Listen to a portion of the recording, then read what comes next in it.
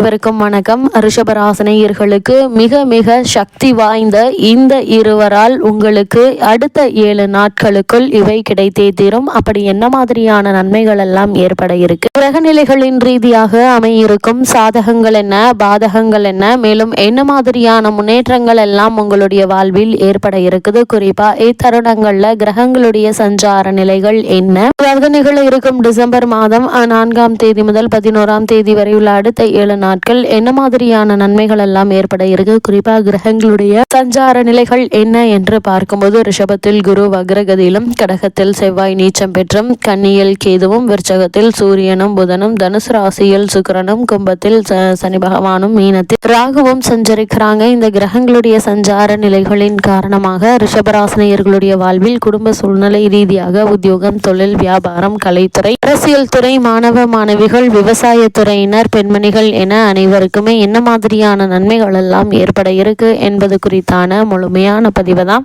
இந்த வீடியோல நம்ம விரிவா பார்க்க போகிறோம். அந்த வகையில நிகழ்ந்து கொண்டிருக்கும் டிசம்பர் மாதம் 4ஆம் தேதி முதல் 11ஆம் தேதி வரை உள்ள அடுத்த 7 நாட்கள் கிரகங்களுடைய சஞ்சார நிலைகளின் காரணமாக குடும்ப சூழ்நிலை ரீதியாக என்ன மாதிரியான நன்மைகள் எல்லாம் ஏற்பட இருக்கு என்று பார்க்கும்போது, இந்த வாரத்தை பொறுத்த வரைக்கும் உங்களுடைய ராசிக்கு 3இல் செவ்வாய் இருக்கிறாருங்க. அவர் உங்களுக்கு அளப்பரிய தைரியத்தையும் துணிச்சலையும் தருவார். இந்த துணிச்சல் மற்றும் தைரியத்தின் காரணமாக புதிதாக பல முன்னேற்பாடுகளை செய்து பொருளாதார முன்னேற்றத்திற்கான ஏற்பாடுகளை செய்து வெற்றி காணக்கூடிய ஒரு தருணமா அமைஞ்சிருக்குதுங்க. அது மட்டும் இல்லாம இந்த வாரத்தை பொறுத்த வரைக்கும் தன்னம்பிக்கையை அதிகப்படுத்துவார். சூரியன் ராசியை பார்ப்பதால் ஆத்ம பலம் அதிகரிக்கக்கூடிய ஒரு தருணமா தான் இத்தருணம் அமைஞ்சிருக்குது. பதவி உயர்வு கிடைக்க அதற்கான முயற்சிகளை நீங்கள் தற்போது தாராளமாக மேற்கொள்ளலாங்க. சிறு முயற்சியிலேயே நல்ல ஒரு முன்னேற்றம் ஏற்படுங்க. அதே போல் 8இல் சுக்கிரன் இருக்கிறார். தொழில் முன்னேற்றம், லாபம் ஏற்படும் விதத்தில் அமைய இருக்குதுங்க. அதே போல் பணம் பெரிய பிரச்சனையாக இருக்காதுங்க. வெளிநாட்டு முயற்சிகள்ல பலன் அளிக்குங்க. போட்டித் தேர்வுகள்ல வெற்றி பெற இருக்கீங்க.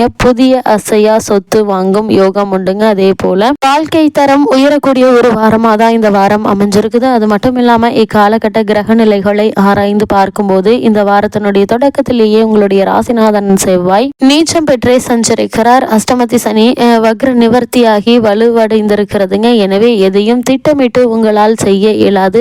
திடீரென விரயங்கள் வந்து ஆட்கொள்ளுங்க. ஒரு தொகை செலவழிந்த பின்னரே அடுத்த தொகை உங்களுடைய கைக்கு வருங்க. நல்ல சந்தர்ப்பங்கள் கூட நழுவி விடும் சூழல் உருவாகும். இது மாதிரியான நேரங்கள்ல நீங்கள் பொறுமையாகவும் நிதானமாகவும் சூழ்நிலையை கையாள்வது மிக மிக அவசியம் என்பதை கிரகநிலைகள் மீண்டும் மீண்டும் அறிவுறுத்துது. இது போன்ற நேரங்களில் எதையும் ஒரு முறைக்கு பல முறை யோசித்து சிந்தித்து செய்வது உங்களுடைய எதிர்கால முன்னேற்றத்திற்கு மிக மிக நல்லது என்பதை கிரகநிலைகள் மீண்டும் மீண்டும் அறிவுறுத்துதுங்க. அது மட்டும் இல்லாம ரிஷபராசினியர்களை பொறுத்த வரைக்கும் இந்த காலகட்டங்களில் மேலும் என்ன மாதிரியான நன்மைகள் எல்லாம் ஏற்பட இருக்கு என்று பார்க்கும்போது, இத்தருணங்கள்ல ரிஷபராசியில் குரு பகவான் வக்ரகதியிலே சஞ்சரிக்கிறார். அதாவது ஜென்ம ராசியில் குரு பகவான் இந்த வாரம் முழுவதுமே வக்ர நிலையிலே சஞ்சரிக்கிறாருங்க. உங்களுடைய ராசிக்கு அஷ்டம மற்றும் லாபாதிபதியாக விளங்கக்கூடியவர் குரு பகவான். அஷ்டமாதிபதி வக்ரம் பெறுவது என்பது நன்மை என்று தாங்க சொல்ல வேண்டும். தாமதித்த காரியங்கள் தற்போது தடையின்றி நடைபெறக்கூடிய ஒரு வாரமா இந்த வாரம் அமைஞ்சிருக்குதுங்க. கரைந்த சேமிப்புகளை ஈடுகட்டுவீங்க. அதே போல பெண்வள்ளி பிரச்சனைகள் நல்ல முடிவுக்கு வரக்கூடிய ஒரு தருணமா அமைஞ்சிருக்குது. அதாவது திருமண சம்பந்தமான முயற்சிகள்ல ஏற்பட்டு வந்த பின்னடைவுகள் நீங்கி சிறு முயற்சியிலேயே நல்ல ஒரு முன்னேற்றம் ஏற்படக்கூடிய ஒரு தருணமா தான் அமைஞ்சிருக்குதுங்க. நீங்கள் எடுத்த முயற்சியின் காரணமாக பிறர் போற்றும் அளவிற்கு உங்களுடைய வாழ்க்கை தரம் உயருங்க. தொழிலில் இருந்த குறுக்கீடுகள் அகல. அதிகார வர்க்கத்தினருடைய ஆதரவை நீங்கள் நாடுவீங்க. அவர்கள் உங்களுக்கு தக்க உதவிகள் செய்து உங்களுடைய முன்னேற்றத்திற்கு அவர்கள் உறுதுணையாக இருக்கக்கூடிய ஒரு வாரமா அமைஞ்சிருக்குதுங்க. அதே போல வெளிநாட்டு முயற்சியில் தடை உருவாகலாம். கூடுமான வரைக்கும் எந்த ஒரு செயலாக இருந்தாலும் உங்களுடைய முழு முயற்சியை மேற்கொள்வது நல்லது. உத்தியோகத்தில் உள்ளவர்கள் உங்களுடைய சக பணியாளர்களிடம் உங்களுடைய முன்னேற்றத்தை பற்றி பகிர்ந்து கொள்ள வேண்டாம் என்பதை கிரகநிலைகள் மீண்டும் மீண்டும் அறிவுறுத்துதுங்க. அதே போல உங்களுடைய சொந்த விஷயங்களை பற்றியோ சக ஊழியர்களை பற்றியோ நிர்வாகத்தினரை பற்றியோ யாரிடமும் எதற்காகவும் பகிர்ந்து கொள்ள வேண்டாம் என்பதை கிரகநிலைகள் மீண்டும் மீண்டும் உங்களுக்கு அறிவுறுத்துதுங்க. வழிபடுங்க. ரிஷபராசினியர்களை பொறுத்த வரைக்கும் இந்த டிசம்பர் மாதம் 4ஆம் தேதி முதல் 11ஆம் தேதி வரை உள்ள அடுத்த 7 நாட்கள் சனி பகவானின் மீது செவ்வாயினுடைய பார்வை பதிக்குது. அதாவது கடகத்தில் சஞ்சரிக்கும் செவ்வாய் இந்த வாரம் முழுவதுமே கும்பத்தில் உள்ள சனியை பார்க்கிறாருங்க. உங்களுடைய ராசிக்கு 7, 12 ஆகிய இடங்களுக்கு அதிபதியானவர் செவ்வாய். எனவே இவரது பார்வை பலத்தினால் வாழ்க்கை துணை வழியே சில பிரச்சனைகள் ஏற்பட்டு அகலுங்க. உறவினர்கள் சிலர் வளர்ச்சிக்கு இடையூறாக இருக்கிறார்களே என்று கவலைப்படுவீங்க. உடன்பிறப்புகளுடைய அனுசரிப்பு குறையலாங்க. ஊர் மாற்றம், வீடு மாற்றம், அதே போல் மாற்றத்தை பற்றி சிந்திக்கக்கூடிய ஒரு வாரமாகவும் இந்த வாரம் அமையிருக்குது. அதே போல் உயரதிகாரிகளுடன் சுமூகமாக நடந்து கொள்வீங்க. வாகன வழியில் சில பிரச்சனைகள் வரலாங்க. பண பற்றாக்குறையால் கவலைப்படுவீங்க.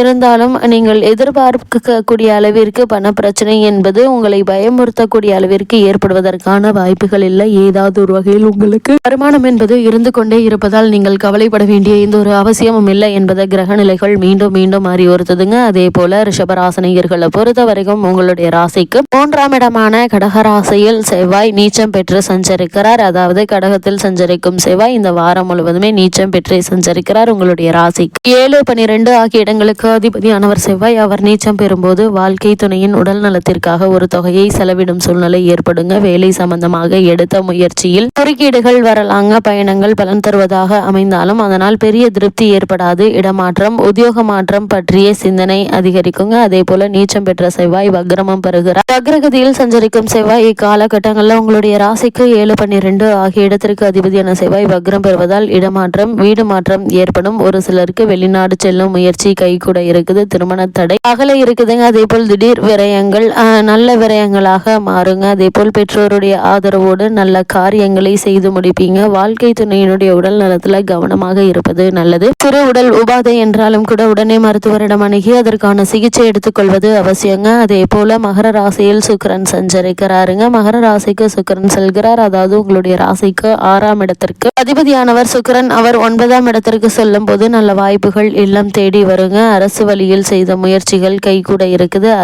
அதிகார வர்க்கத்தினுடைய ஆதரவு உங்களுக்கு உண்டுங்க. அதே போல் உடல் நலன் சீராகி உற்சாகத்தோடு இயங்குவீங்க. பழைய ஆபரணங்களை கொடுத்துவிட்டு புதிய ஆபரணங்கள் வாங்கும் ஆர்வம் அதிகரிக்குங்க. அதற்கான முயற்சிகளை மேற்கொண்டு வெற்றி காணக்கூடிய ஒரு தருணமா அமைஞ்சிருக்குது. அதே போல ரிஷபராசியை சேர்ந்த பொது வாழ்வில் உள்ளவர்களுக்கு இந்த டிசம்பர் மாதம் 4ஆம் தேதி முதல் 11ஆம் தேதி வரை உள்ள அடுத்த 7 நாட்கள் மேலும் என்ன மாதிரியான நன்மைகள் எல்லாம் ஏற்பட இருக்கு என்று பார்க்கும்போது பொது வாழ்வில் உள்ளவர்களுக்கு செல்வாக்கு அதிகரிக்குங்க.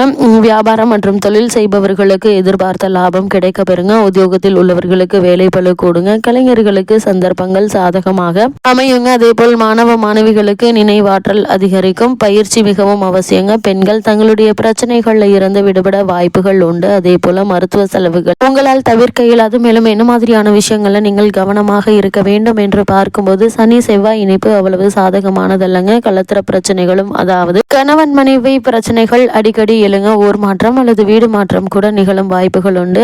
இது மாதிரியான விஷயங்கள் அதிக கவனம் தேவைங்க. ரிஷபராசினியர்களுக்கு கிரக நிலைகளின் ரீதியாக கூறப்படும் பரிகாரம் என்ன என்று பார்க்கும்போது ஞாயிற்றுக்கிழமை சூரிய நமஸ்காரம் செய்யுங்கள். இயன்றளவு சிவாலயம் சென்று இறைவனை வழிபடுங்க. எண்ணற்ற நன்மைகள் உங்களுடைய வாழ்வில் ஏற்படும்.